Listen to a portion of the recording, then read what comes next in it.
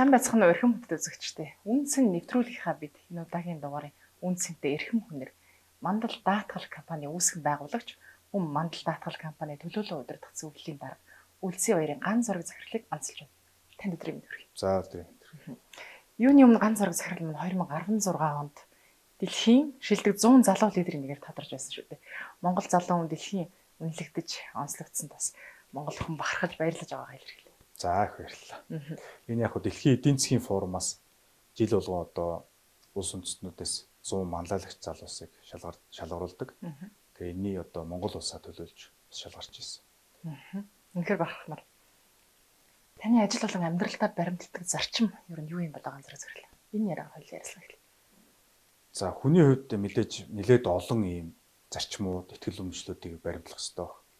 Тэгээ яг одоо санаанд орж байгаагаар бол ер нь ажиллаа хийж байхдаа шудраг байхыг одоо хичээдэг. Яагаад тэгэхээр дандаа хүмүүс удирдах ажилладаг учраас хүн гэж амт маань ер нь нэг сартай хүүхдэд шудрагын мэдрэмж суудсан байдаг гэж. Нэг сартай хүүхдэд. Тийм, сэтгэл зүйчдийн судалснаа. Тэгэхээр энэ шудраг усуу гэдэг нэг сартай хүүхдэд одоо мэдчихэдэг. Тэгэхээр шудраг байдлын хэмжигдэхүүн бол хүний одоо ийм бүр суурь хөгдөх юм байна.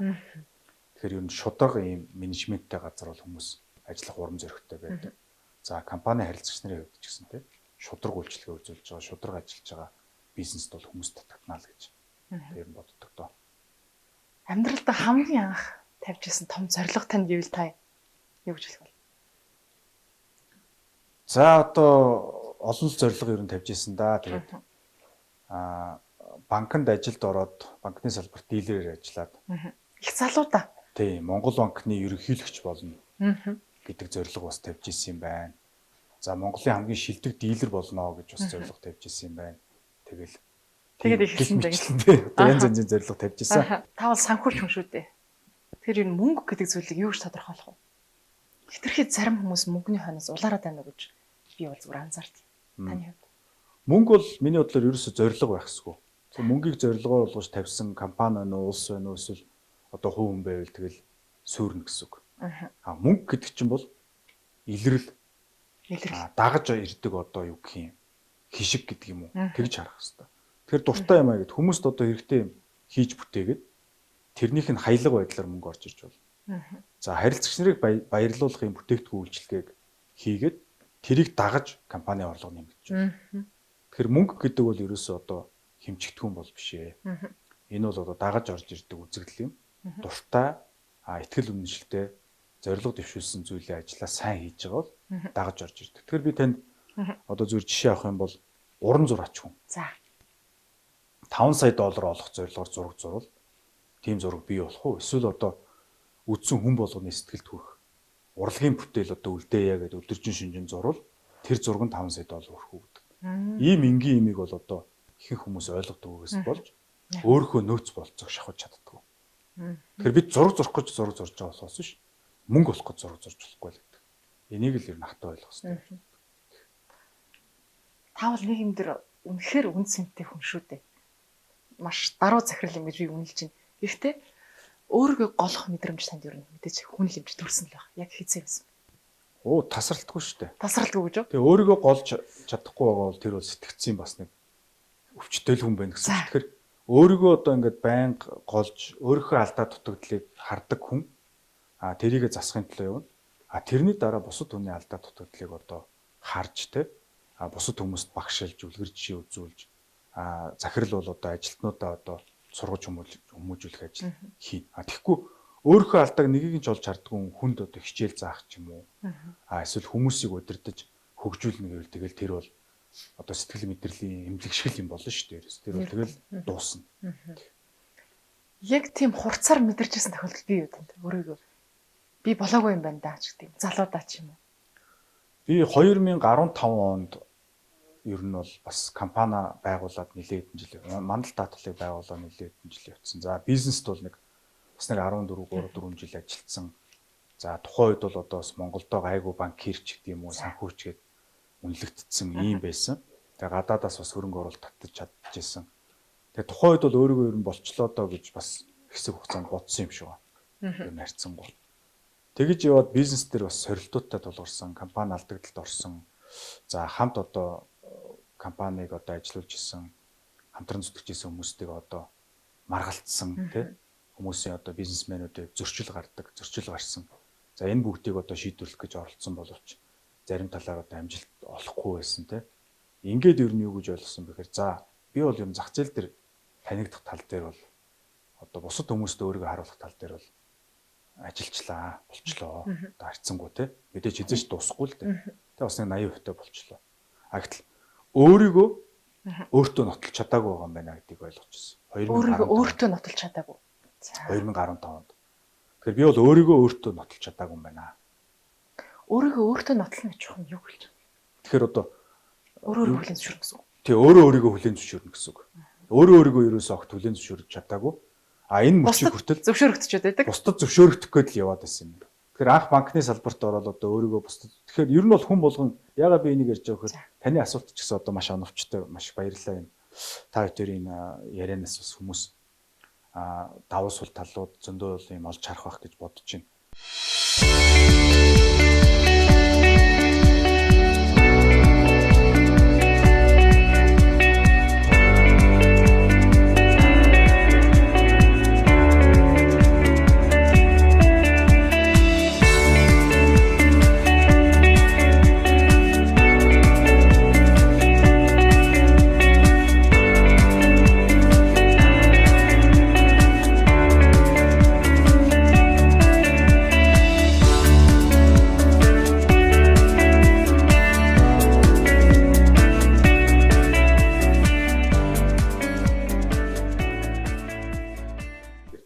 Номлол хэлэх гээгүй зөв нэг хүний жишээн дээр би тийм байдлаар харилцах гэдэг юм л.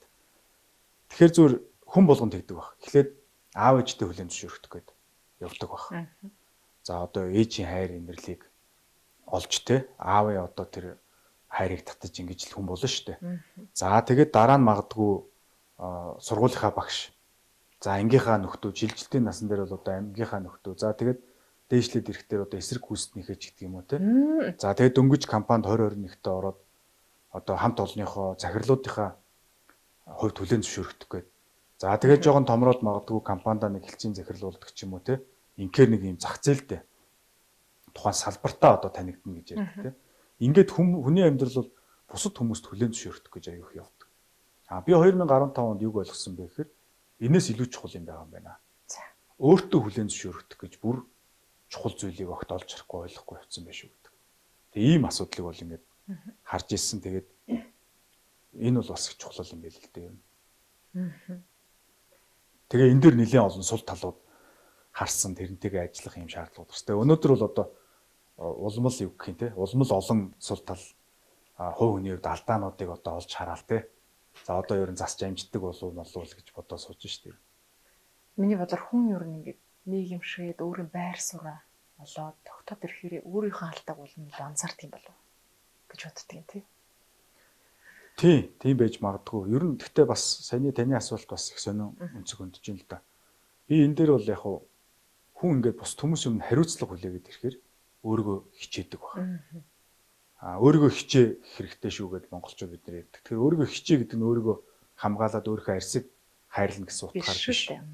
Бусад хүмүүсийн одоо амьдралыг аваа явж байгаа одоо компани удирдах байгаа ч юм уу эсвэл улс орондоо хэрэгтэй юм хий одоо энэ ард түмнээ бас нэг хөгжил дэвшлэр дараагийн шатнд хүрэх чигээд ингээд бодоод эхлэхдээ өөрийгөө хичээж эхэлж байгаа юм л да. За би ч одоо юу гэдгийг архитаар суугаад гудамжинд найгаад саваад явж болохгүй гэдгээс л эхэлнэ шүү дээ. Яг үнэ. Тэгэхээр бие засна гэдэг бол эндээс эхлээд байгаа хаа.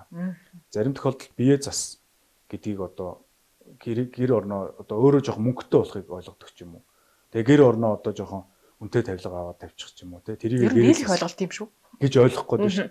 Тэгэхээр тийм бол биш ээ. Өөрийгөө бие засна гэдэг бол хувь хүнийхээ хувьд сэтгэл зүйн хувьд итгэл үнэмшлийн хувьд одоо шудраг за зөв сэтгэлтэй те одоо өөдрөг хичээнгүү бусдад туслах сэтгэлтэй ч гэдэг юм уу. Ингиж одоо хувь хүний төлөвшгийг хэлж байна. Тэрнээс мөнгө ч юм бол хүний зохиол бүтээл учраас хүн мөнгөтэй болчингууд тэр хүн биеийн засагдлаа гэж ойлгол тэр бол маш эндүрл байна л гэж хараад байгаа. Баярлалаа. Таны хувийн амьдрал руу жаахан хазаад орчих явуулчлаа. Ичийн аав хоёрынхоо хүмүүжүүлсэн талаар дурдж өгөөч. Таныг ер нь ямар хүмүүжлэр хүмүүжүүлсэн? Яг би багш нарын гэр бүлд өссөн. Тэгээд социализмын үед бол багш нар гэдэг маань бас одоо ардын хүүхдийг сургуун хүмүүжүүлдэг За. тийм. Тэгээ ардын хүүхдийг сургуун хүмүүжүүлдэг юм. Тэгээ багш нарын хүүхдүүд гэхээр мэдээж бас багш нар ч н одоо сурагч нар руугаа илүү их цаг зарцуулна. Гэхдээ эргээд хүүхдүүдтэй хатуу шаардлага тавьдаг ч гэдэг юм уу. Ийм ер нь тийм л одоо нийгмийн дундаж тэг ийм альдал одоо өсч төрсөн л дөө. Тэгээд манай өвөө эмээ нар манай бас багш нар тэгээд хүүхэд баг байхдаа бол өвөө эмээг эндээ бас өнгөрөөсөн тэтгэвртэй гараад сумын төв дээр мал малж амьдэрдэг. Ийм одоо айл өс. Тэгээд тэнд бол одоо очиж бас хөдөөний ах уу гэх юм уу, Монгол ах уу гэх юм уу энтэйгээ бол хүүхэд насаа бас ингээ өнгөрөөс. Энэ бол бас чухал гэж боддог л доо. Хамгийн нандин үе бол хүний хүүхэд нас байдаг тийм. Сэтгэлээс гардаггүй сайхан дурсамж мэдээж бий л ах хүүхэд насанд тохиож байсан. Тэндээс хаалцаж үзэгчтэй. За одоо яг тийм нэг хүний дурсамж гэхээр ийм баг л та их баярлсан юм байж болох юм тийм. Тэгэхээр тэрнээс илүүтэйгээр тухайн хүнд одоо ухаарл өгсөн ч гэдэг юм уу эсвэл хүчтэй болгосон тийм үе бол чухал ах гэж боддог. Тэгээ Спартак гэдэг эртний грек тийм хот байсан. Гаднаа хан байхгүй. Яга хан байхгүй гэхээр дайснаас айхгүй. Яг тэр Спартакийн бүх иргэд бол одоо дайчид. Тэгээ яаж дайчин болгодог гэсэн гэхээр 12 нас өрөнгөт нь одоо ойроо оруулдаг. Хүүхдийг бүтэн сарын дараа эргэж ирээрэй гэдэг. Тэгээ сарын дараа одоо амьд эргэж ирвэл тэнд одоо бүтэн сар одоо өөрийгөө одоо хараатай амьтнаас хамгаалаад тоол хүнсээ олж идээд ингэ явах нь шүү дээ. Тэгэхээр Монголын энэ малчин гэдэг юм уу нүүдэлч ах бол яг ийм. Жохо хүүхд бол одоо 3 настай 4 настай ингэ шууд мал дээр гарч байгаа. За 5 настай 6 настай зарим нь хурдны морь унж байгаа тий. Эн чинь ямар том эрсдэл үлээ. Амь насны эрсдэл. За дээрэс нь одоо хонь малаа хариулаад хөдөө явна. Тэнд одоо чон нохоо дайруул тэр малаа одоо хамгаалах хэрэгтэй. За хөрөнгөө одоо манах хэрэгтэй тий. Тэгээд өглөө одоо өглөөний 8 цагаас оройн 8-9 цаг хүртэл халуунд тэ хүүтэнд халж хөрж хоол унд багтаа ингээд явна гэдэг бол өөрөө маш том юм сорилт гэх юм уу. Тэр хүнийг хатуужуулдаг юм чухал тэр Спартакчууд чиг ийм хүмүүжил юм байна гэж ер нь зүгээр сүлээд бодоод байгаа. Хөдөөний хүүхдийг бодолтой одоо би нэг эртээд нэг 100 бишээ тэр чинь нэг намар байсан юм аа. Намар орой болцсон 9 сарын сүүлэрч үлээ. Тэгээ бид нар ингээд ноосонд цамцтай дээр нь ийм нэг салхи нэвтэлтгүй күртэгтэй хөдөө нэг малчин айлд очиод бас нэг тэнд нэг манай нэг найзын малчин байдаг гэж ингээд очиод эргэж явсан. Тэгэхэд бид нар ингээд жоохон чихүүцсэн явжсэн чинь нэг юм 3 4 настай хүүхд ингээд нүцгэн гүйждэг хөхгүй байгаа да. Шав шалтаа. Өөр тэр одоо дааж байгаа ч юм уу. Тэгэхээр энэ өөрөө тэр байгаль цаг өөртөө ойрхон байдаг энэ мал руугаа малалдаг. Энэ бол маш том юм боловсрол болгох юм байна. Мэдээж энэ дангаараа одоо хүнийг мундаг банкир ч юм уу, устөр ч юм уу болохгүй шүү дээ. Тэгэхээр нэмээд бол мэдээж энэ дээр академик буюу номын сургалтыг бол хийх ёстой. Тэгээ хүүхэд наснд миний одоо авсан хамгийн том хичээл сургууль бол эндээс гарч ирсэн юм байна л гэж боддог. Та чухамныхаа даатгалын салбар руу орсон. Даатгал гэдэг зүйл юу юм хэр чухал зүйл юм бол таны бодлоор монголчууд маань болохоор эрсдэл гэдэг зүйлийг за одоо өнгөрсөн нийгэмд ч юм уу байх ёстой хувь тавилан ч гэдэг юм тэгж ойлголт байсан. Одоо цагт яаж хүлээж авч байгаа бол бидний хувьд монголчуудын хувьд хизээ дадал зуршил хөвшил болох шинж ерөнхийдөө харагдаж байна. Манай одоо нүүдэлчин ах уу нүүдэлчин соёл гэдэг маань бол бас агуу нэг талтай. Гэхдээ энэ дээр алдаатай оноотой зүйлс маш их байгааг бид нар ойлгох хэрэгтэй. Тэгэхээр яг хүнээр бол хүн өөрийнхөө алдаа дутагдлыг харж ижил хөгжинэ. Тэрнээс би төгс хүн гэвэл тэр хүн бол бид нар одоо манай ангийн ч юм уу манай ажлын нэг залуу өөрийгөө би төгс цаашд би хөгжих хэрэггүй гэдэг бол бид нар чиний одоо мэдрэлчин муудсан юм гэж хэлсэн. Үндэстэн чи яг адилхан. Яг хүмүүсийн нэгдэл учраас үндэстэн өөрийгөө төгс нүүдэлчин ах уу бол хамгийн агуу төгс гэж бодвол ингээл энэ солиорол хэлнэ. Тэгэхээр нүүдэлчин одоо энэ ах уу бидний энэ малчин уг гарвал те монголчууд бол зөндөө олон давуу талууд байгаа. Сул талууд төдий тоогоор осож байгаа. За тэрний нэг нь энэ эрсдэлтэй холбогдож гарч байгаа маа. Тэгэхээр эрсдэл гэдэг имийг бол бид нар маш их дааж авч чаддаг, шүдээ зууж. Тэрийг удирдах тал дээр ерөөсөө бол эсрэгээрээ маш дутагдaltaй. Тэгэхээр одоо баг байхад ярьдаг ш хөдөө мал дээр те тэр саахал дайлын тэрний хүү хөрхий морин чирэгдэд өгч гинэ зайлуул зайл. Тэгэл тэгэхэд тэр чинь магадгүй морин чирэгдэхээр нөө каска зүүдэг ч юм уу хамгаалтаа зүүдэг ч юм уу мориныхоо эмэйл бүсийг нь сайжруулдаг ч юм уу гэд эрсдлийг удирдах гэж бол энийг ярьдаг. Яавал өхгүй байх вэ гэж бодохыг ярнөхөөс зайлвал хувь заяагаараа болж тэ хүчтэй гэрэн шатсан гинэ одоо зайлвал дөө гэд ийм одоо бид нар юутай манай одоо соёл гэх юм уу да. Энэ бол манай дутагдал болчиход байна. Энийг бид нар одоо давж гарах хэрэгтэй. Сая одоо энэ хавар бас хүчтэй шуурга болоод малчид маань ингээд малаа хайж явж байгаа бас 10 гаруй тонны хүний ам эрсдэж чинь тэ. Тэгээ энэ дээр бол би бас санаа зовж байгаа. Энд чинь өөрөө бид нар ямар 1911 онд байгаа биш үү тэ. Гар утас байна, цаг агаарын станц юм байна. Ерөөсөө ингэж сул хайж болохгүй. Тэгэхээр бид нар бол энэ эрсдлийг бол заавал ингэж давж туулах юм хүсэл эрмэлзэлтэй. Эрсдлийг бол бид нар бууруулахын тулд одоо нэгэнт хүний нийгэм юм чинь ажилдаг байх хэрэгтэй. Тэрнээс хөрхий живэд хүчиж гинэ одоо зайлвалдөө заяан тийм байжээ гэж ингэж ерөөсөө ярьж болохгүй. Тэгэхээр даатгал гэдэг бизнесийн ерөөсөө гол онцлог бол энэ эрсдэлтэй тэнцдэг байгууллага байдаг. Энэ эрсдлийг л одоо бууруулаад тэгэл ямар эрсдэл вэ гэдгийг хэмжээл тэгэл одоо тэрийг л эрсдлийг одоо зайлуулж идэг ийм л газар л да. Тэгэхээр нэгэнт эрсдэл тохиолдсон тохиолдолд хохирлыг нь төлөх хэрэгтэй бол. Хохирол гарч тэ одоо айлын гэр шатаж болно, хүний амь өргөдөж болно.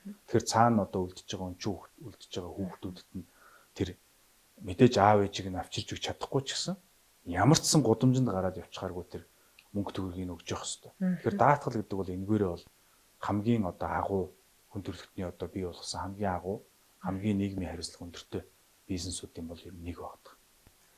Монгол улсад жилдээ 40 орчим мянган хүүхэд гинтийн ослоос олж эндэж тий аюулд өртөж байна гэсэн тоо судалгаа байдаг юм билээ. Тэгэхээр мандал эрсдлийн сургууль тийм ээ эрсдлийн сургууль гэж. Энэ юу н чухам ямар зорилготой сургууль бий болсон.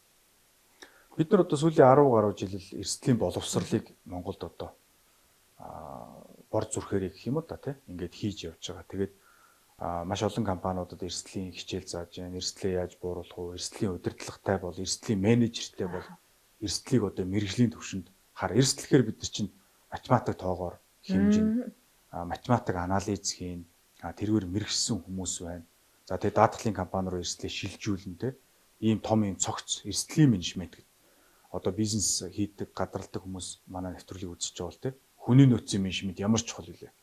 За маркетингийн менежмент ямар чухал вэ? Энтэй энэ зэрэгцэх одоо менежмент бол эрсдлийн менежмент байна. Тэгээ энийг бол одоо ингээд хийгээд явах хэрэгтэй. Тэгээд ийм боловсролыг бол 10 жил хийсэн. Тэгээд ер нь бол хүүхдүүд бас эрсдлийг ойлгуулъя. Ягаад тэгэхээр манай эцэг эхчүүд өөрсдөө эрсдлийн соёлгүй нүүдэлж авахгүйгээс бол эрсдлийн соёл биднэрт байдаг учраас еврей эцэг эхтэй харьцуулахад монгол эцэг их хүүхдээ эрсдлийн талаар ойлгуулж чаддгүй.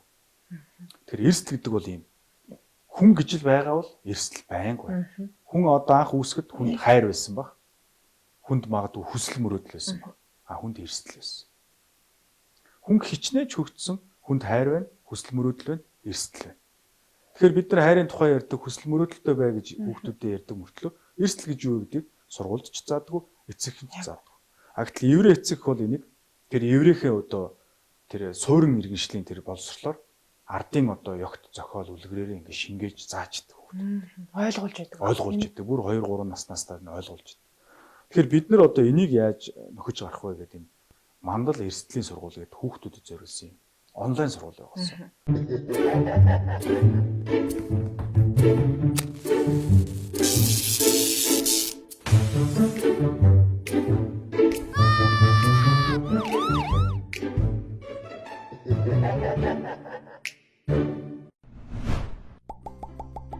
Гүмби Жумби хоёр эрсдэлтэй танилцсан.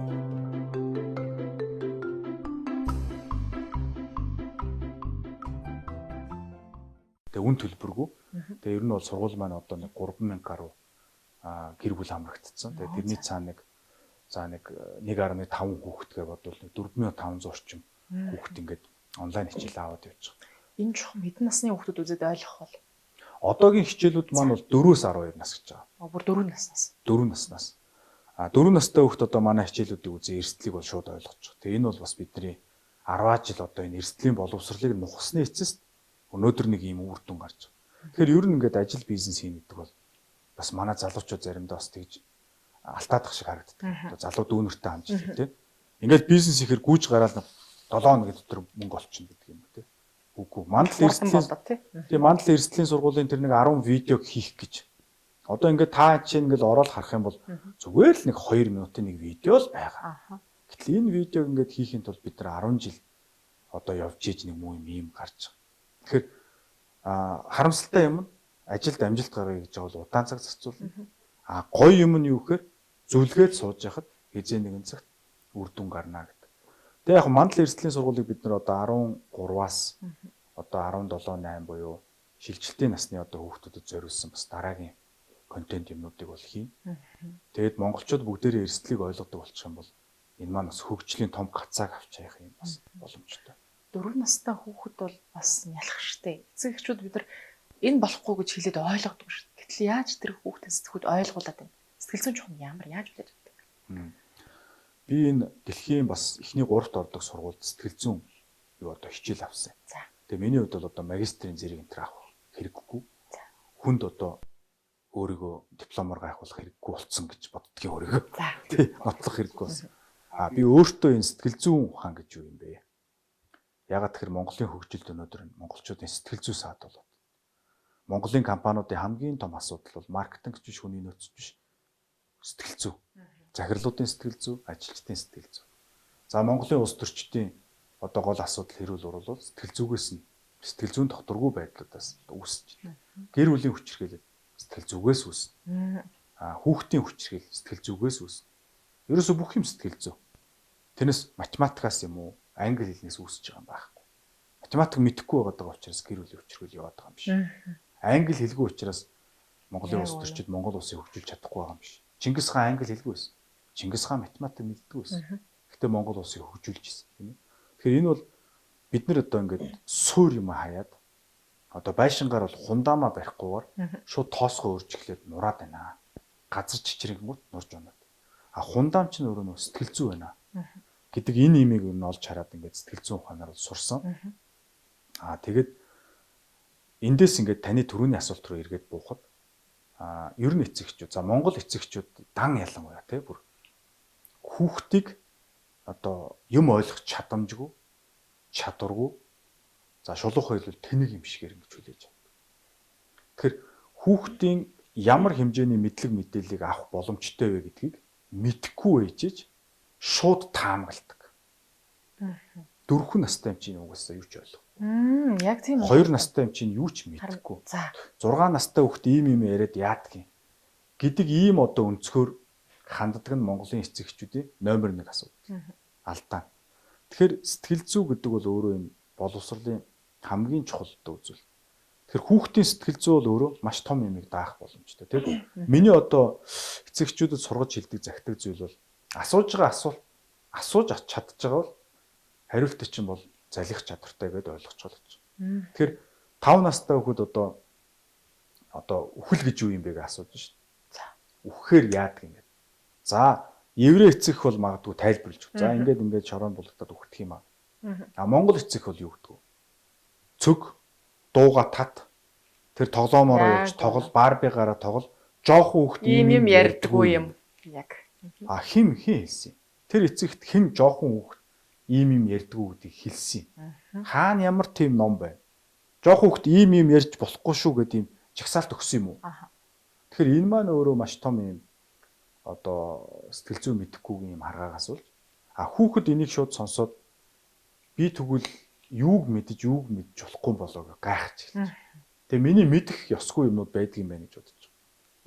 Хязгаарлалч удаа тийм. Хязгаарлалч юм. Гэтэл хүн гэдэг амьтан чинь бүх юмыг мэдэх ёстой үстэй. Тэгснээр 10 хэд хүрээд ирэхээр чи хичээлээ ягаа хийхгүй байгаа. Ягаа сурахгүй байгаа ингээд яг нөгөө 4 5 настай бяцхан зүрхийг авчиж пад гэж дарамталж хайчаад сурч сурах гал явж шít. Тэгэхээр үхэл гэж юу вэ гэж асууж байгаа би юу гэж хэлж байгаа хөө тэрийг ойлгох чадамжтай гэж ойлгоод байна. Тайлбарлаж өгсөн зөв гэсэн үг тийм үү? Тайлбарлаж өгсөн. Асууж байгаа бүх юм л тайлбарлаж. Яг үннээр нь. Тэ? Одоо тэгээд эсвэл заримдаа тэгдэлтэй байхгүй юм. Мангас ирнэ шүү гэж хэлдэг тэ. Мангас байд юм уу? Байхгүй тэ. Гэтэл ягаад 2 настай хүүхэд чинь аав ээжийнхээ хэлсэн бүх юмыг туйлын үнэн гэж бодож байгаа байхгүй юу? Чи ээж нь л одоо тэжээгээл аав нь гэр орноор нь хангаад ингэ байж шээ. Тэгэхээр 2 настай хүүхэд бол энэ дэлхийн бүх мэдээлэл их сурвалжийг аав ээжээс авч байгаа. Тэгтэн мангас байгаа шүү гэлчих. Яаж чинь хулигдж байна, хуурж байна, мэхэлж штэ. Тэгэхээр бид нар ерөөсөө яг бодит ертөнцийг бодитоор нь хэлэх хэрэгтэй болохоос байхгүй юмыг байдаг гэж яриад байгаа юмыг байхгүй гэж яриад ингээд одоо аимшигтай том юм оюуны яргалал хийж. Тэгээ ингэснээрээ бид нар юм хагас хүмүүсийг бий болгож байгаа. Хагас хүн. Хагас хүмүүс. Аимхай, ичимхий тэ. Тэгээд одоо юм сурж мэдэх ирмэлзэл байхгүй. Тэгээ юмыг одоо ингэж үл итгэсэн өнцгөр хардаг тэ. Монголчууд одоо бие биендээ ерөөсөө итгэдэг ш та бол тэрийг бас мэдэх тэ. Би нэг юм хэлэн наа чин худлаа да. Яагаад ч аав ээж магаас нь мангас байдаг гэж худлаа ирсэн юм чинь. Тэгж нөлөөлдөг байх юм шүү хүүхдүүдэд. Тийм хэлсэн үг болгоо. Яагаад тэгэхээр одоо та хоёр бие биендээ мангас байдаг гэж хэлвэл зайлвал жоон тоглож байгаа юм наригж байгаа юм байна гэж бодсон шүү дээ. 2 настай хүүхэд шүү дээ. 2 настай хүүхэд чинь өстой цав цагаан цаас байхгүй. Тэгээ цагаан цаасан дээр гоё уран зураг зурж болно эцэгч. Эсвэл тэн дээр зүгээр юм галзуу солиот юм шиг те үхэл гэж яадгийн хүүхд таанаас гардаг гэхээр загнаал. Тэгсэн яг оройн болохоор унтахгүй бол мангас ирж аав шүү гэдэг юм хурам эхлэлт хийгээл сараачч бол. Нэгэн цагаан цаасан дээр харандаагаар зураагүй ингээд палмастраар сараачсан бол тэгэл арилахгүй байхгүй. Ийм л юм байна. Сэтгэл зүй ярьсан дээр дөрвөлд нэг асуулт асуух ганцраас орлоо. Одоо COVID-19 гэж цар тахал гарчлаа гараа бараг 2 жил боллоо.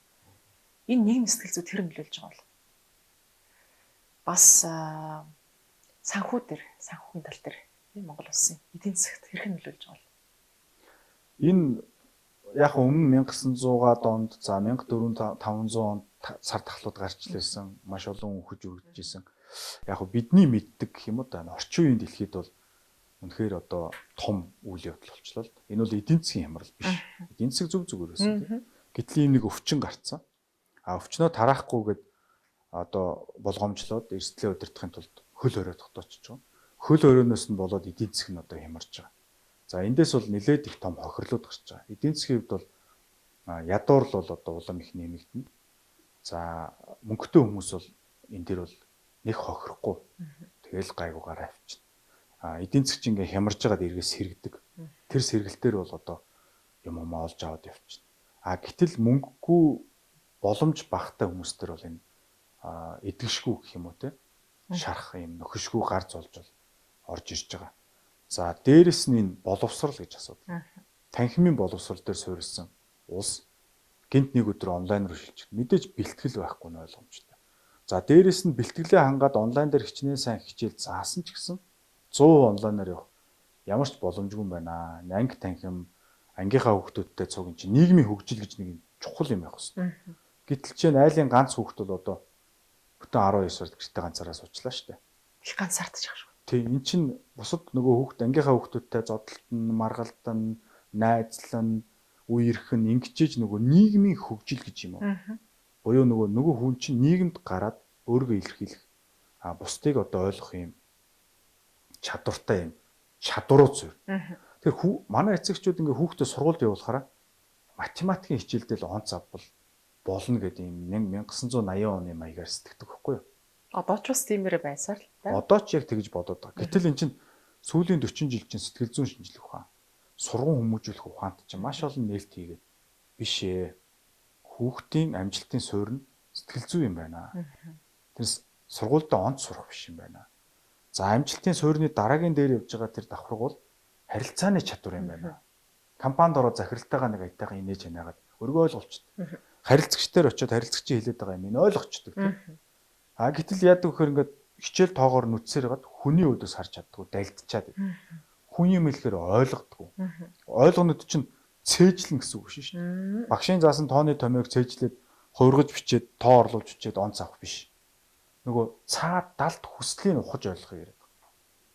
Харилцагч бол цаа та юу хүсэж байна? Би нэг юм хямдгалын хүсэж байна гэж хэлсэн шүү. Гэтэл яг цаад далд хүсэл нь юу? Хэлж амаараа илэрхийлж чадахгүй байгаа тийм.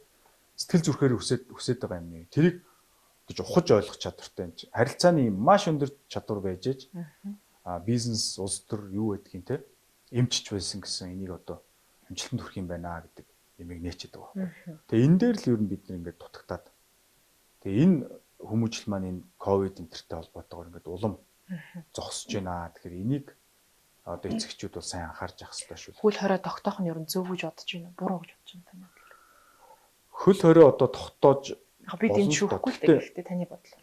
Одоо ийм шүү дээ. 2-7 хоног хөл орой те болно. 2-7 хоногийн дараа хичээл эхэлж явах хэрэгтэй. Хичээл ингээд явж байгаа анги тангимар хичээлж явах хэрэгтэй. Тэгээд дахиад 2-7 хоног хөл орой. Ингэж явах болохоос биш 2 жил хөл хүүхдүүдийн хөлийг орж болохгүй байхгүй. Тэгэхээр нөгөө 2-7 хоног байсан хугацаанд зүгээр. За эргээд 2-7 хоног тахимар хичээл гэхээр хүүхдүүд нь хоорондоо эрсдэл үүсгүй. Коронавирус. Мэдээж эрсдэл үүснэ. Гэхдээ миний ярьж байгаа эрсдэл бол бүр илүү том байхгүй. Тэр боловсрал алдагдсан нийгмийн харилцаа гэдэг юугаач орлуулшгүй. Танаа хүүхд чинь 7 настай байж байгаа 9 настай болчихлоо. 9 настай байж байгаад 11 настай болчихлоо. Эн чинь хүний хөгжлийн сэтгэл зүйн ухаанаар тогтооцсон. Үе шатууд байгаа. 7-оос 9 настайдаа хүн ийм сэтгэл зүйн ур чадруудыг эзэмшиж явах хэрэгтэй. Тэр нь орхигдчихлаа шүү. Тэр нь алдагдчихлаа шүү. Тэрийг хизээ яаж нөхөх юм? 27 настайд нөхөх юм уу те? Ийм асуудал гарч байгаа маа. Тэгээд яг хөө сая одоо ингээд сургуулиудыг бүтэн жил гарan хааж байгаа. Тэгээ эндээ одоо хэн ч санаа зовхгүй байгаа байдлыг харахад бол ер нь хүүхдийн боловсролыг бол Монголын эцэгчүүд огт тоодох юм байна. Одоо яам тамааг бол яриад байх үү те. Эцэгчүүд нь өөрсдөө хичээлээ эхлүүлье гэж одоо баг дуурахгүй. Анги танхимаар хичээл хийн гэхэд яшиг гэд бодоод сууж байна гэдэг маань боловсролын талаар ямар ч ойлголтгүй юм байна гэдгийг л харуулж байна.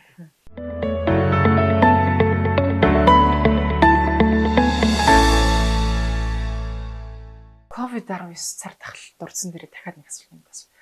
За энэ вирус гарахаас өмнөх Монголын бизнес тийм ээ Монголын одоо бизнес эрхлэгчдийн бизнес төвшин ямар байдгийг тодорхой байгаа. Тэрний дараах үе шат энэ 2 жилийн хугацаанд ер нь ямар шүү байна? Ямар хуу төлөвлөгөөгөөр ажиллавал зохистой юм бол? Дэлхийн бизнесийн динамик тийм бизнесээ явуулах арга барил гэж хэлж болно. Энийг бол ковид бол өөрчиллөө. За ковидтэй холбоотой маш олон хүмүүс тэр бомбнууд боллоо тий шин бизнес сошиал медиа дээр суурилсан бизнес хүмүүс тэр бомбнууд боллоо. Гэтэл нөгөө талд нь одоо магадгүй зочид буудал за агаарын тээвэр тий аялал жуулчлал гэдэг маш олон бизнесүүд дампуурж байна. Ингээд ийм давуу сул талууд бол гарсан. Том ерөнхий утгаараа бол хохиролтой дэлхийн эдийн засаг олон их 80 долларын хохирол ингээд учруулчаад явж байна л. Тэгээд яг 21 оны үед бол энэ вакцина хийгээд эргээд хэвийн амьдралдаа шилжих баха гэсэн хүлээлттэй байгаа дэлхийн лидерүүд. За тэгээд ер нь одоо энэ ковидоос бид нар ямар ковид гэдэг маань эрсдэл гэхгүй. Энэ ийм эрсдэл одоо тохиолдоход бид нар бол бэлэн байж чадсангүй. За энийг бол таамаглаж чадсангүй. За бэлтгэлгүй байдал бол одоо хаасайгүй гарлаа. Тэгээ Америкт бол одоо чинь Трамп ерөнхийлөгчийг ковидын бэлтгэлийг сайн хийж чадаагүй. Зөв хариу үйлдэл үзүүлж чадсангүй гэдэг утга шалтгаанаар гэдэг юм уу өрсөлдөгч намын ерөнхийлөгч гарч ирж байна Жо Байден ерөнхийлөгч. Гэх мэтлээ ер нь бол дэлхийн бүх засгууд зөвхөн Монгол хэлтгүү сорилтонд бол одоо нилээд их бүдэрсэн гэж хэлэхгүй л дээ чадлаараа хичээж явж байгаа. Гэхдээ бэлтгэлгүй байдал эрсдлийн одоо менежментийн арга барил дутуу байгаа гэдэг нь бол харагдсан. За тэгэхээр ер нь цаашдаа бид нар бол энэ ийм том ковид гэдэг эрсдэл дахиад гарахад ер нь гарах юм байна гэж одоо харагдаж штэ. Ер нь хүмүүс тэгдэг л дээ ингээ хажуу альд нь гал гарчаар манад гал гарч бас болох юм биш үү гэж боддог л доо юм. Эрсдлийн гол ойлтод ирэхээр тийм ээ. Тэг яг ингээд эрсдэл учирсан хойно л нэг ингээд бас ингэж хүлээж авдаг гэх юм уу да. Уг нь одоо бид нар бол эрсдлийн зөв менежмент гэдэг маань эрсдэл ерөөсө гарахаас нь өмнө тэрийг хүлээн зөвшөөрөхийг л хэлээд байгаа юм л да.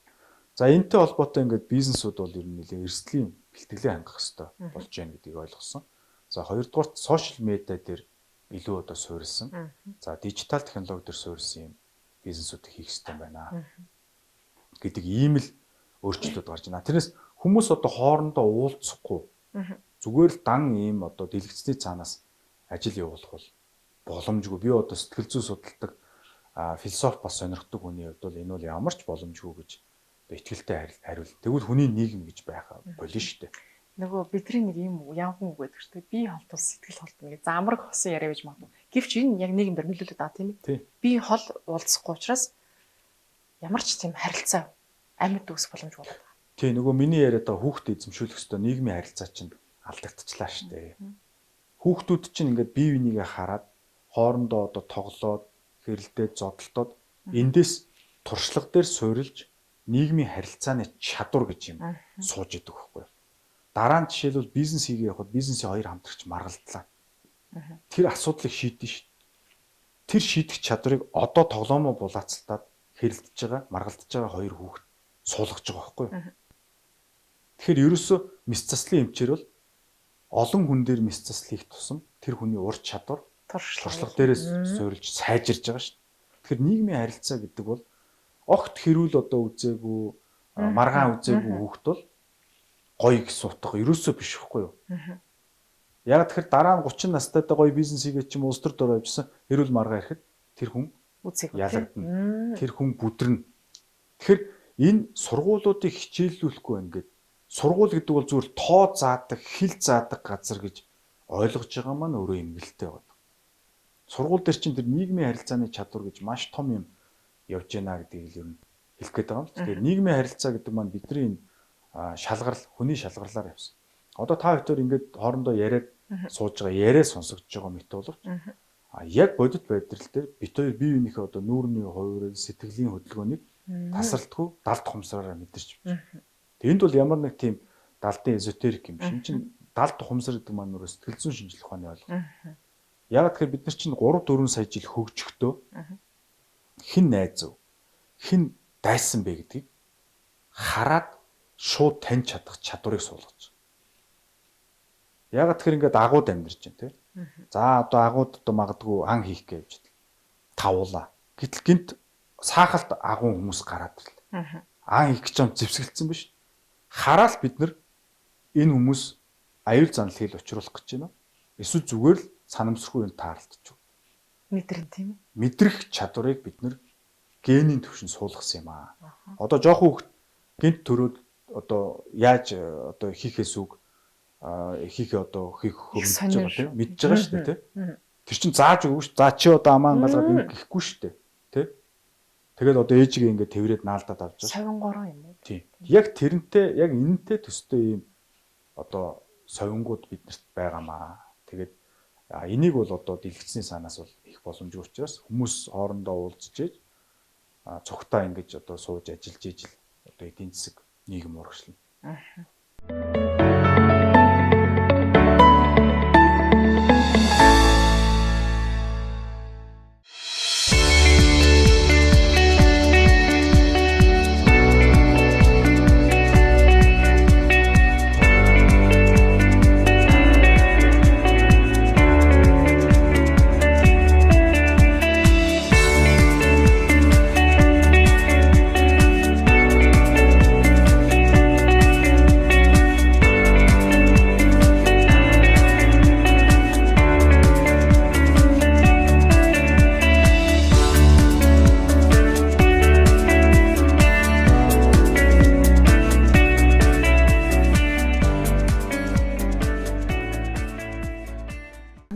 Нэг зүйлийг тодруулъя. Нийгмийн даатгал, амьдралын даатгал хоёрын ялгаа нь жоохон юм болоо. Яагаад ингэж асууж байгаа гэхээр нийгмийн даатгал за бид нар яг ажил хийх чадвартай насандаа өөрөөр хэлбэл өвтөл нас хүртэл нийгмийн даатгал төлсөөр л байдаг тийм. Гэвч зарим тохиолдолд зарим хүмүүс маань тэтгэврт гарах наснаас өмнө наснаас урах тохиолдол байдаг аа. Тэгэхээр маш харамсалтай. Нийгмийн даатгал өгдөг тухай одоо л ярьж эхэлж байна. Тэгэхээр амьдралын даатгал юугаар ялгаатай вэ? Амьдралын даатгал маань өөрөө яг хүний амь настай л холбоотой даатгал. За амь нас ягаад одоо даатгах гэдэг вэ гэхээр голцоо тэжигч. Тэгээ ер нь бол одоо магадгүй одоо нөхөр нь ажил хийдэг те эхнэр нь хүүхдүүдэд хардаг. За бага насны хүүхдүүдтэй байлаа гэж бодоход амь насны даатгал маань одоо тэжигч гинт одоо осолд ордог ч юм уу эсвэл өвчнөр нас барахад нөгөө үр хүүхдэд нь очих мөнгө байхгүй юу. Тэгэхээр өнөөдөр Монголд бас энэ амьдралын даатгал ерөөсө хөгжихгүй байгаа. За энэ явахгүй байгаа маань бас их санаа зовоод. Ягаад тэгэхээр Монголд маш олон одоо гэр бүлүүд, гол нь бид нар хүүхдүүдийг л бодож байгаа юм л да тийм.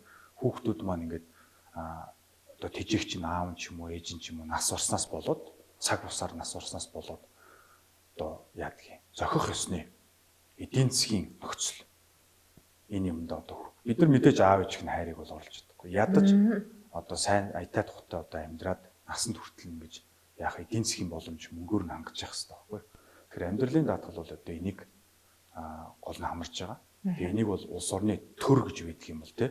Заавал амьдралын даатгалыг бий болгож энийг иргэдтэй одоо авах боломжоор нь хангах хэрэгтэй гэж ойлгож байна. нийгмийн даатгал гэдэг маань илүүтэй. За магадгүй гинт ажиллаа салгаддаг юм уу? За тэтгэврт гардаг юм уу? За одоо гинтийн осолд ороод ажиллаа хийж чадахгүй хэсэг хугацаанд. Ийм тохиолдолд одоо тэр санхүү мөнгөөр нь дэмжиж өгдөг. Ийм л одоо даатгал шүү дээ. Тэгээ энэ систем маань бас нэг сайн ажиллаж өгөхгүй л юм Монгол улсад. За зарим даатгуулагч иргэд маань зарим тохиолдолд одоо машин дахин шүргэх юм уу те санаатаа санааг өгөрөө мэдэхгүй л дээ. Олон удаа даатгалын сангаас мөнгө гаргаж авдаг тохиолдол бас сонсч байсан. Гэхдээ лимит гэж үйдэг юм уу? Жишээ нь мандал даатгал жилдээ ч юм уу даатгуулагчтай эрсдлийн сангаас хэдэн төгрөг гарч боломжтой. Ер нь мандал даатгалын хувьд гэх юм бол зөв. За ер нь даатгалаас нь ярил л да. Даатгалыг бол одоо манайд болон дэлхийд зарим иргэд бол те залилж мөнгө авах зорилгоор бол маш их одоо ашигладаг. Тийм учраас даатгалын компаниуд охин төлбөр олохдоо маш хахир хатуу байдаг гэх бүх улс. За яагаад ийм байдаг юм бэ? Яагаад шууд одоо ингэж мөнгөний одоо бараг бичгээр нь таараагүй ингэж өгч болдгүй юм бэ гэж одоо шудраг иргэд нь гайхдаг л да. Яг тэр нөгөө талд нь бас ийм хүмүүс байдаг бахнэ залилдаг. За тэгээд ерөөсөө асуулт юу гэхээр даатгалын компани төлж байгаа мөнгө гэдэг чинь хэний мөнгө юм бэ? Энд чинь даатгалын компани эзний мөнгө шүүхгүй. Даатгуулагч нарын мөнгө. Даатгалын компани гэдэг нь үндсэндээ тэр даатгуулагч нарын төлсөн мөнгийг зөв зохистой яг үнэхээр нөхөн төлбөр үнэхээр хохирол болсон зүйлд л одоо зарцуулахыг хэлж байгаа юм л да. За одоо өнгөрсөн зам баха бас нэг манай нэг одоо таньдаг найз одоо даатгал яачлаа. Машин одоо ингээд мотор цогчлоо. Нөхөн төлбөр яагаад чи одоо ярьж илж өгөөч гэж бас залгаж байгаа юм байна. Тэгээ юу болсон гэдээ тодруулах дээр ийм одоо ширүү урсгалтай үнэртэй үед гол гарсан байна. Гол гаталсан байна. Энэ тохиолдолд жишээлбэл одоо мандал даатгал татгалцсан. Яагаад тэгэхээр үерэлдсэн гол гэдэг чи юу? Та тэр түр ярьсан. Эрсдэл. Тэ?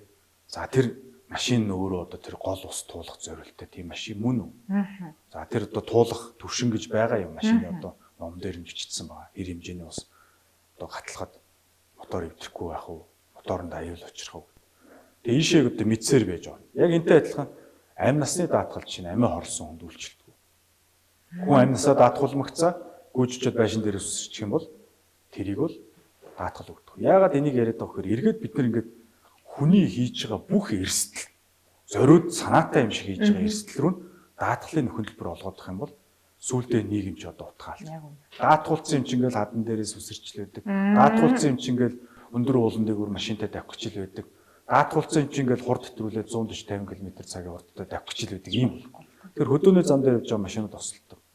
Ямар хурдтай явж байгаа тосолцсон бэ гэдэг тодорхойлолт өгөө гэдэг. Ингээд даатгалын нарийн шалгадаг байна. Шалгахгүй бол болохгүй чинь. Бид нар чинь энэ машин гэдэг чинь өөрөө тэр одоо машины онхолдохтой доторх хүмүүс амьд үлдэх энэ бүх тестүүдийг чинь 60 км/цагийн хурдтай л хийдэг шүү дээ. За, хуулиар бол 80 км/цагийн хурдтай явна л гэж тогтоож байгаа. Энд чинь хүмүүсийг удаан явуулах гээд биш. Тэндээс амьд гарах.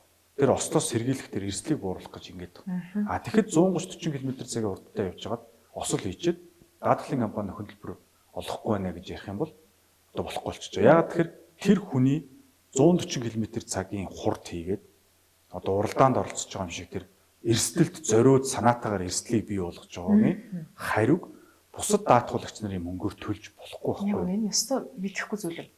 Тэг ингээд энийг бол яг хүмүүс бас буруугаар ойлгоод даатгалын компаниуд нөхөн төлбөрөө төлөхдөө хойрог байдаг ч гэдэг юм. Буруугаар ойлгоод жишээ нь яагаад би хэдэн км цаг хурдтай явснаа нотлох ёстой байж гэдэг юм уу? Замын зэгдээс бичиг авчрах ёстой юм бэ гэдэг асуудал ярьдаг.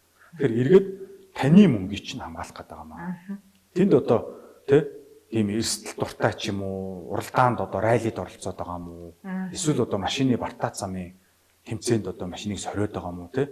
Ийм юм руу ингээд ороод албатай юм шиг гिचээд эргээд нөгөө ард түмний мөнгийг одоо авч болохгүй л гэж. За энэ бол Монголын даатгалын компаниудын гаргасан ч зүйл биш. Ерөөсөө даатгал гэдэг бизнесийн дэлхийд даяар баримталдаг суурь зарчим байна. Тэгэхээр даатгуулсан хүн бол өөрөө эрсдлийг бас хардаг, эрсдлийг бас тодорхой хэмжээнд бууруулахын төлөө явдаг. Ийм байх хэрэгтэй. За яг энэ маягаар ингээд даатгал маань яваад хахаар иргэд маань одоо ингээд за намайг 120 км цагтай хурдтай явсан гэдэг даатгал өгсөнгүү. Даатгал худлаа л юм байна. Яг юм буруулгалт яваад байгаа. Яг иймэрхүү юм ингээ ярина. Одоо тэр үедээ явж байгаа байхгүй юу? Бид нар чинь 1630 оны Лондон шиг л англичууд шиг л байгаа юм. Манай монголчуудын даатгалын ойлголт. Эдгээр хурдан машин хөлгөлдсөн, магадгүй зарим нь гадаад дотоод сургууль төгссөн, гар утас барьцсан, дэлхийдээ холбогдсон мөртлөө 1630 оны англи хүншгэл ойлголт. За ингээ явна. Тэгээ нэг 2050 он, 60 он гэхэд 120-оос явж болохгүй шүү дээ. Тэ? Даатгалын компани дээр бол 80 км цагтаагаа явал тэр нотлохоогоо үзүүлээд загнажгаа нөхөн төлбөр авна шүү дээ. 120-т явах бол миний өөрөө эрсдэл шүү дээ. Гээд ингээд хүмүүс өөрсдөө болгоомжтой болоод их. Бүх жолооч нар ингээд хурдны дүрмээ баримталдаг. За согтуугаар барьж болдгүй юм байна машин. Согтуугаар барьж яваад өмөртүүлж яваад мөрөгцсөн чинь даатгал өгөөгүй. Тэгэхээр яах юм те? Яах юм согтуугаар машин бариад хэрэггүй.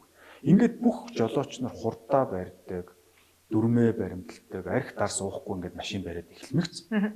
Нөгөө хүүхдүүд, эмэгтэйчүүд, залуучууд автомашины ослоор нас ордог статистик чинь буур. Тэнд айл гэрийн хагацл буурах байхгүй. Тэгэхээр даатгал гэдэг чинь дандаа л хил амны байгуулдаг ч гэсэн нийгэмд ийм том юм ингээд алгуурхан хийж идэв. Ийм л бизнес байна.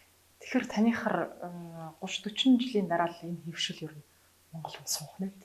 Тэгнь тэгнь. Одоо дөнгөж одоо л даатгуулж штэ. Намайг 2008 онд даатгалын компани захирал болоход одоо инээдтэй жишээ ярил л да. Даатгалын компаниг үс захирлаар очлоо. Тэгэл очиос уусан эхний өдөр л одоо ширээн дээр баахан лонголцсон, мөргөлдсөн гэл машинууд орлоо. Тэгэл ингээд харснаа. Би ч тухайн үед банкны салбараас ирсэн те. Зээлэр нэг бас машин авцсан. Land Cruiser авцсан. Биш би ч одоо гадаа зогсоосон Land Cruiser машина өөрөө даатгуулаагүй гэж даатгалын компани захирал хийж штэ. Тэгсэн чинь нөгөө нэг мундаг банкир те. Одоо хил устай банкнд олон жил ажилласан ган зөрөг гэд мундаг залуугаа явуулсан чинь өөрөө машинууд даатгалах. Тэгсэн даатгалын компаниг үс захирал болсон ингэ явж байгаа. Одоо галзуу солиотой юм шиг юм явж байгаа байхгүй. Тэгээ би маш их одоо ичиж те нэг талдаа. Нөгөө талдаа манай монголчууд бидний даатгалын ойлголт ямар байгаа юм бэ? Би ч одоо энэ дотоодын л бүтээгдэхүүн шүү дээ. Худалдаа үйлдвэрлэлийн дээд сургууль төгсөөл те одоо улсын дунд сургууль төгсөөл хөдөө одоо мал хариулж бага насаа өнгөрөөх ийм л хүүхдэл байхгүй юу? Тэгэхээр бид нар бүгдээрээ л юм. Үнэхээр бид нар хүн төрөлхтний зарим ойлголтуудаас бол хоол хоцорсон. Та нэг юм хэлсэн байсан. Америкт үнц нь нэмэхгүй юм байна гэдгээ ойлгосон гэж. Тэгвэл Монголдо их нутагтаа ирээд банк санхүүгийн салбарт ч юм ямар үнц нь тогтоосон бол таны бодлоор өөрийгөө дүгнүүл. Яг нь миний хувьд нөгөө Монголын одоо ч гэсэн шинэ залуучууд ч тийм юм байна. Бүхэл Монгол залуусын адилаар тий одоо гадаад л одоо англи хэл сурыг, TOEFL-ийн оноо. Тэгэл гадаадд одоо тэтгэлэг аваад мөнгө байхгүй юм чинь тий. Тэтгэлгээр ингээл магистрт сурыг. Тэгэл одоо тэнд ингээд шингээл үлдээ. Ийм л одоо бодолтой. Одоо мөрөөдөл хин хашинтай зоригтой. Тэрийг бол мэдээж мөрөөдөхгүй шүү дээ. Хүн харийн улстай амьдрыг мөрөөдөхгүй. Зоригтой. Ийм бол байсан. Тэгээд яг уу англи хэл сурлаа, банкнд ч жоохон ажиллаа. Ингээ яг Нью-Йоркт ингээд бас очоод. Тэнд одоо ажиллая гэдэг ингээд очоод үзэхэд бол нэг юм ойлгосон.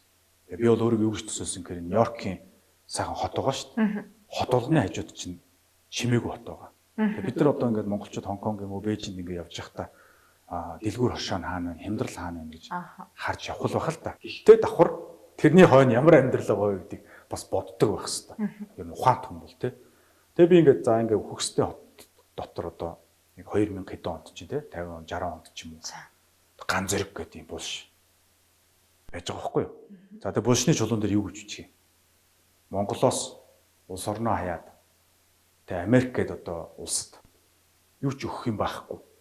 Америкийн ард түмэнд өгөх юу ч байхгүй. Америкийн ард түмээс авахаар ирсэн. Сайхан амьдрал мөнгө төгрөг авахаар ирсэн. Цагаачтай. Тэгээ Нью-Йоркийн нэг юм банкнд нэг ажиллаж байгаад яг тэ тэгээд би ч нэг дундчтны захирал бол дуусах байсан л байна та. Тэгээ нэг дундчтны захирал байж байгаа өглөө гэдэг юм шарилын чулуу төсөөлөгдөхгүй юм надаа. Ямар сонио. Тэгээ яг ихэнх хүн бол Нью-Йоркт очиод айгүй баярлал гоё тэнд ч дэлгүүр хошоо энд ч ресторан гэдэг. Би бол айгүй гонигтай тийм өгч байгаа юм шиг баргаар царайлж явж байгаа. Тэгээ Нью-Йоркоос буцсан л да. Ямар сонио. За. Тий яг ер нь ягаа энийг ярьж явахаар залуучууд ч гэсэн бас ингэж бодох хэрэгтэй гэж би бодож байгаа. Тэгээ би тэндээс ингээд онгоцонд буцдаг. Би ер нь тий хүн болж төрсөн тий бусад хүмүүсээс удаа авч тий Америкийн ард түмнээс авах гайл тэнд очиол тий татвар төлөгчдөөс нь одоо мөнгөний одоо усах гад ийм хөгийн юм байж болохгүй. Тэгээ Монгол үндэстэн гэдэг чинь дэлхийг захирч явсан. Дэлхийн геополитикийг тодорхойлж явсан юм ард түмэн. Гэтэл Монголын маань 3 сая хүн ядуу зүдөө амьдарч байна тий. Улс төр нь одоо бодлантай шуугантай юм байна. Тэгэхээр би бол Америкчуудад ямар ч хэрэггүй юм байна. Надад Америкчууд хэрэгтэй байж магадгүй. Би Америкчууд хэрэггүй юм байна. Би бол монголчуудад хэрэгтэй юм байна. Надад бас монголчууд маань хэрэгтэй юм байна гэдэг ийм ойлголтыг бол олж авч одоо анхны сэтгэл шулуудалт гэх юм уу да. Тэр хүртэл бол одоо айгүй арилжааны юм гэдэг. За одоо англиээ сайжруулал мастер хийгээл тэгэл Америкт очиод банкнд ороод ямар ч үнээр хамаагүй ингээл цагаач те тэгэл ингээл яваал нэг захирал болол тэгэл хүүхдүүдээ Америкийн сургуульд боловсролтой гэж бодож исэн.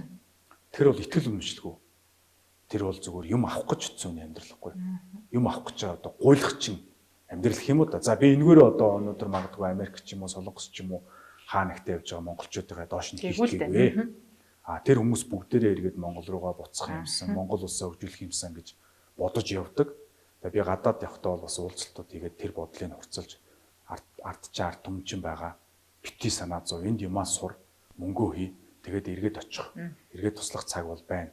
Тэгээ еврейнэр 2000 жил улсаа орхиж явчаад 2000 жилийн дараа очиод хөгжүүлээд байгуулсан шүү дээ Израиль улсыг. Тэгэхээр ийм байдлаар одоо чинь явахтаа энэ яваа насандаа чадахгүй байлаа гэхэд үр хүүхдээ тийм сэтгэлтэй болгож өсөх хэрэгтэй байхгүй юу. Тэгэд би бол тийм бодолтойгоор ингээд яг буцаж ирсэн. Тэр цаг мөчөөс хойш одоо Монголынхоо нийгмийн эдийн засгт хувь нэмэр оруулж игээд ер нь хичээж явж байгаа. Үн цэн гэж одоо таны нэвтрүүлэг бас их учиртай тий value гэж ийм одоо үг. Тэгээд энэ value гэдэг үгийг бол бас манайхан сайн ойлгохгүй үн цэн гэж юу юм тий үнтэй алтан мэдлэл юм болов гэж боддог. Тэгээ би энэтэй анх удаа яаж танилцсан гэхээр Голландын нэг том сургуульд суралцах гал материал өргөдлүүдээ өгөөд тэгсэн ганц зэрэг таны одоо энэ суралцах чадвар англи хэл бол мундаг байна. Одоо ярилцлаганд оруулна таны. За гэх. Тэгээд та манай сургуульд ямар үн цэн өгөх юм бэ? Тэг ямар value буюу ямар үн цэнийг та манай сургуульд өгөх юм бэ гэсэн. Тэгээ би амьдралдаа анх удаа тийм асуулт сонссон. Тэгээ юу гэж хэлсэн гэхэргүй би одоо танаа сургуулиас би юм авах гэж бодож байгаа шүү. Танаа сургуулиас би мэдлэг авах гэж бодож байгаа шүү. Би юу өгөх юм танаа сургууль? Надад өгөх юм байхгүй гэж хариулсан ба та. Тийм тэгж хариулсан. Тэгсэн чинь за ганцөргөө. Тэгээ би 30-аад минут нөгөө чи ингээл намайг ухаал тойруулаад нөгөө асуугаал байсан л да. Сургуулийн менежер.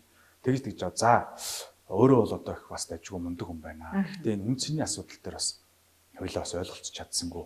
Өөрөө яг нэг асуултыг ойлгосонгүй бах. Тэрнээс ийм юм мэдэхгүй байх гэж яавч байхгүй. Хэлжсэн л да. Тэгээ тэрнээс хойш би одоо энэ асуудлыг бол value буюу үн цэний дүгийг одоо хүн дээр тусгаж хүчтэй ингэж бодох болсон. Тэгээ яг одоо бол бас нэг 70-80% ойлгосон гэж бас өөрийгөө боддгийн. 100% гэж хэлэхгүй байна та. Тэгэл эн чинь үхэх болтол боловсрох хавцал өхөн хүртэл явна шүү дээ. Одоо 70 хүртлээ 70 настай одоо үннийг ойлгоод өхвөл одоо тэр хамгийн том жаргал мөн гэж эртний грекийн философч хэлсэн байгаа шүү дээ. Тэгээ бид нар бол тасралтгүй одоо хөгжиж явах хэрэгтэй. Ганц зориг захирал биш. Ганц зориг гэдэг хувь хүн. Ганц зориг гэдэг залуугийн хувьд таны өөрийн тань үндсэн юм юу?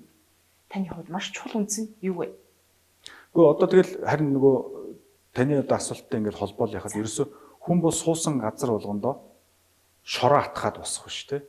Суусан газар хүртээ цэцэг тариал босдог байх хэвээр. Тэгэхээр ганц зэрэг захирал гэдэг та түрүүн одоо надаас асуугаад байна. Тэгээ би бол өөрийгөө эзэж захирал гэж мэдэрдэггүй. Би бол жирийн л хүн. Яг тэр би үхсэн хойно яах юм? Миний булшин чулуун дээр ганц зэрэг захирал өглөө гэж үчихгүй шүү дээ. Ганц зэрэг гэж хүн өглөө. За магадгүй тэрний доор Монгол улсын эдийн засгийн нийгэм тийм хувь нэмэр оруулсан гэж бичнэ үхээс биш. Энэ одоо 2000 хүн өдөртөг захирал байсан гэж бичихгүй шүү дээ. Тэгэхээр ер нь бол энэ үнцэн гэдэг бол бид нар суусан газараас шороо асгаж босох шээ. Суусан газар бүртээ нэг юм үлдээгээд явж явах хэрэгтэй. Тэрийг л үнцэн хамгийн энгийн. Тэгэхээр би бол одоо нэг компанид 3 сар ч ажилласан, 3 жил ч ажилласан. Заавал өөрийн гэсэн нэг юм үлдээе гэж боддог. Тэр сүүлийн үед одоо бүр ийм юу маягтай те маниак маягтайгаар хүнтэй уулзсан 30 минут уулзахтаа тэр хүнд нэг юм өгье гэж ингэж боддог болсон. Тэгэхээр энэ маань эргээд зуршил шиг болж байгаа тамирчдагтай адилхан. Тэр энэ их тийм агуу юм биш. Монголын 3 сая хүн гурлаа ийм байж болно. Хүнтэй уулзаад нэг юм өгөөд тахтай энийгээ гаргадаг юм уу, дэмжээ гаргадаг юм уу, загнаад гаргачих болно шүү дээ. Ямар нэг юм толгойд нь нэг юм сайжруулалт хийгээд гаргачмаар байгаа байхгүй. Сэтгэл үлдээх гэж хэлж болох уу? Биш үү? Сэтгэл үлдээх байж болно. Гэхдээ сэтгэл гэдэг нэг сэтгэл чинь өөрөө ерөнхий байхгүй юу? Өөрийгөө шүтүүлэх гэсэн сэтгэл биш. Тэр хүн өөрөө нэг юм эерэг хөгжий, сайжрый, би өөрийгөө ийм нэг засъя гэсэн тийм зөв сэтгэл. Тэр хүн сайжирмаар байна. Жилийн дараа уулзахад тэр хүн ингээ нэг юм сайжирсан тийм. Тэгээ би одоо юунаас кайф авдаг вөхөр магадгүй нэг хүмүүстэй уулзч байгаа 3 жилийн дараа ингээ нэг уулзах тийм. Ганзоо чамтай ингээд уулзаад 3 жилийн өмнө чи нэг ийм ярьж исэн. Тэгээ тэрийг би бодож явж байгаад зөв юм байна гэж дүгнээд ингээ хийсэн би бизнес амжилттай болгочлоо ч гэх юм. Карьераа сайжруулчлаа ч гэх юм. Эсвэл хувь өөнийхөө ийм одоо ахиц гаргалаа гэдэг. Энэ л одоо миний амьдралын одоо баяр баясгалан баггүй. Тэгэхээр мэдээж хүний амьдралд гэр бүл, хүүхэд, эхнэр, нөхөр байна. Тэр бол баяр баясгал. Агт нөгөө хүнтэй холбоотой юм наа нөгөө. Чон ч гэсэн бэлтэргээ хараад баярлж байгаа шүү. Шуу хүртэл одоо ангаахаагаа хамгаалах гээд том арслан барсан өдөөс шууд дайрж байгаа бичлэг интернет дээр байна шүү. Тэгэхээр бид нар бол яг тэр амтантай адилхан үр хүүхэд гэр бүлийнхээ төлөө тэгж байгаа. Давхар хүн гэдэг утгаараа бид нар чинь амтнаас ялгаатай нэг нь гэр бүлээсээ даваад нийгэм, улс орн за бүр давар бол хүн төрлөختөнд бид нар үнцнийг үлдээхийн төлөө явах юм бол бидний энэ тархинд заяагцсан одоо хүчин чадлыг бүрэн дүр ашиглах боломжтой л гэж байна.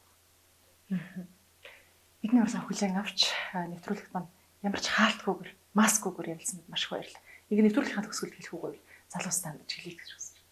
За их баярлалаа. Тэгээд одоо бас та бүгдийн үнц ингээд нэвтрүүлэлд өрсөнд баярлалаа. Тэгээ энэ яагаад би одоо энэ нэвтрүүлэгт оръё гэж бас та бүгдийн урилгыг ингээд олзуурхаж хүлээж авсан бэ гэхээр энэ үг өөрөө маш их утга учиртай.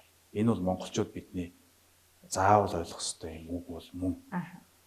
Бидний үг дээдс бол энийг бол ойлгодог байсан гэдэг нь бидний түүхээс шууд харагддаг. Монголчууд явсан эзэлсэн улс орон болгондоо хөгжил дэвшлиг үлдээж исэн. Монголчууд бие биендээ хэлсэн үгэндээ хүрдэг байсан. За армийн одоо жанжин генерал хийхэд тэр цэргүүдээ те хамгийн одоо ядарсан хамгийн залуу цэргүүдээ өөрийн хүн мэт хайрладаг байсан. Тэрнээс биш одоо юу гэдгийг нөөц болцоог ингээд хий димий өргөндүүлдэг, хансгалдаг, цамаа тэгээ зөвхөн би гэж боддог. Зөвхөн би юу авах вэ гэж боддог. Сэргийн анги одоо том Чингисийн армийг удирдахдаа би том жанжин болмоор гэж хизээч удирддаг те. Би яаж энэ олон цэрэг ирсийг ялтанд хүргэх вэ? Энэ хүмүүсийг би яаж дээшлүүлэх вэ гэж нөгөө хүмүүсээ боддог. Би жанжин болох вэ биш те. Энэ залуучуудыг яаж би ялтанд хүргэх вэ гэж боддог байсан гэдэг нь бол менежментийн шинжилгээ ухааны үүднээс задлан шинжилгээ хийгээд үзэх тодорхой харагддаг. Тэгэхээр менежмент, сэтгэл зүй, философи ухаануудыг ингээд судлаад үзэхэд ямар ч монгол залуу нэг тийм хэцүү ухаан биш. Тэгээ ингээд судлаад үзэхэд бид мөрөн дундуур уншиж эхэлдэг. Нууц товчоог бид нар ингээд жинхэнэ нууцыг нь олж харж эхэлдэг. Зүгээр одоо жамуух Тэмүүжин хоёр цуг явж ижээ гэдэг үгний цаана байгаа яг гол харилцаа, хүний харилцаа нь. Хүний сэтгэл зүй, хүний хүсэл мөрөөдлүүдийг бид нар олж харж таньж байна. Тэгэхээр ийм одоо төвшөнд бол Монголын бүх залуучууд хүрэх ёстой, хүрэх боломжтой. Би бол одоо өөрөө энэний нэг юм том жишээ гэж одоо миний хувьд тархины мундаг чадвар байхгүй. За дээрээс кранаар татсан гэдэг юм уу, ус төрж ах ч гэдэг юм уу, ийм бол байхгүй. Тэгэхээр ерөөсөө Монголын бүх залуучууд одоо миний хүрж байгаа төвшин, таны хүрж байгаа төвшин. Тэгээд цаашаага ингэж явах боломж байна. Гагцуу үүнийг бидний энийг хумигдмал, хайрцаглагдсан, өөрийгөө амин хувиа хичээх би гэх ийм ухар мөчөд ухамсар бол хааж байна. Энийгээ бид нар ингээд задлаад тавьчих юм бол маш том одоо ертөнцийн эдлэг оюун ухаан нэгдэх боломжтой биш үү гэдгийг одоо танаар дамжуулж хүргэе гэж бодож байна залуучууд. Бидний урилгыг хүлээн авч чин сэтгэлээс ярилцсан эрхэм үн цэнтэй хүнд маш их баярлалаа. За их баярлалаа. Нэвтрүүлэгтэйгээ хамт байсан үзэгч таньда баярлалаа. Та ч гэсэн үн цэнтэй нэг юм шүү.